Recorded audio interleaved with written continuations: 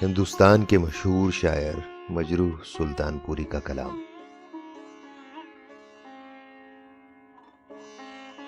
हमको जुनूं क्या सिखलाते हो,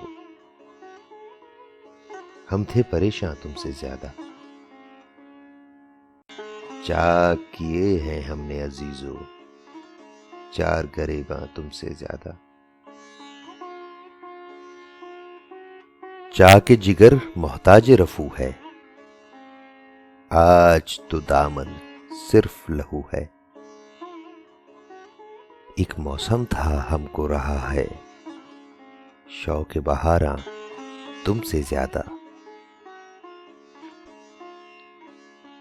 अहदे वफा यारों से निभाएं, नाज़े हरीफां हंस के उठाएं। जब हमें अरमा तुमसे सिवा था, अब है पशीमा तुमसे ज्यादा। हम भी हमेशा कत्ल हुए और तुमने भी देखा दूर से, लेकिन ये ना समझना हमको हुआ है जान का नुकसान तुमसे ज्यादा।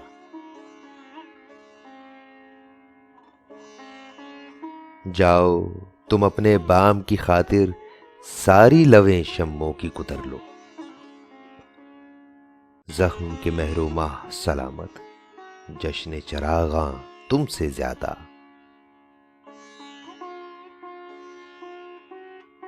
देख के उलझन जुल्फे दुता की, कैसे उलझ पड़ते हैं हवा से।